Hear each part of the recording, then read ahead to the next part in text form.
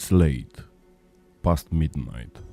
A dark country road in rural Minnesota. A young man calls his parents. His voice steady, but tired. He's just driven into a ditch, but he's fine. He laughs it off. They stay on the phone as his parents drive out to find him. They keep talking for nearly an hour, until suddenly the line goes quiet. No crash, no struggle. Just two words. Oh shit. Then silence. And no one ever sees Brandon Swanson again. Brandon Victor Swanson was 19 years old, a college kid from Marshall, Minnesota.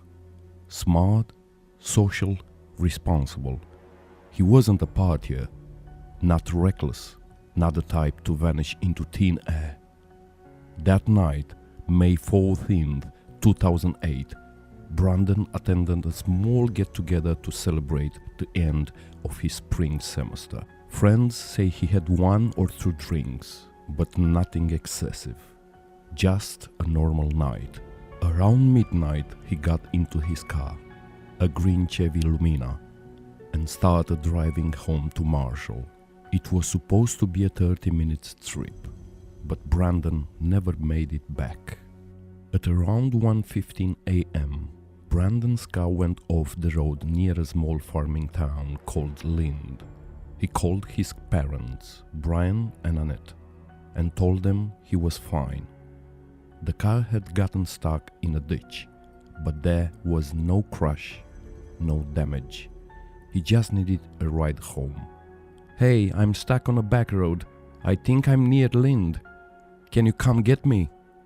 His parents got in their car and drove out, staying on the phone with him as they tried to locate him.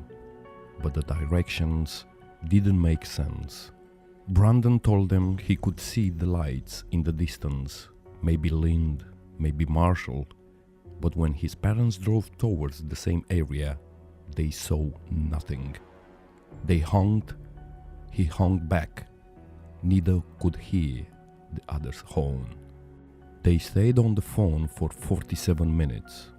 Brandon eventually said he was going to walk towards those distant lights, toward what he thought was a town. His parents followed in their car, trying to spot him on the road.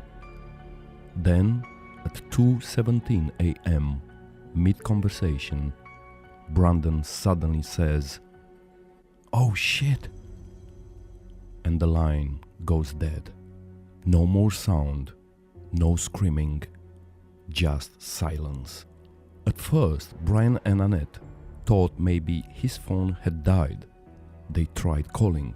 It rang and rang, until finally it went straight to voicemail. By morning, they called the police, but at first the dispatcher didn't take them seriously. After all, it wasn't unusual for a young man to stay out all night. It wasn't until noon that law enforcement started searching.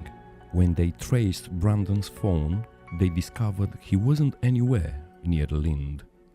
He was almost 20 miles away near a small town called Porter, on the border of Lincoln and Yellow Medicine counties.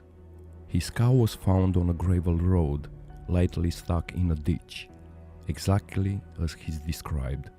No sign of foul play, no blood. But the strange part, the area he was walking through was a pitch-black farmland, crisscrossed with rivers and fences. No lights, no nearby town. The lights he'd seen, most likely distant farmhouses miles away. Over the next few days, hundreds of volunteers and search dogs scoured the area. The dogs tracked Brandon's scent down a gravel road, through fields, across 2 fences, and toward the Yellow Medicine River. Then the scent abruptly stopped near the river bank. Theories immediately split. Some believed Brandon slipped into the river and drowned, but exhaustive searches turned up nothing. No body, no clothes, no phone.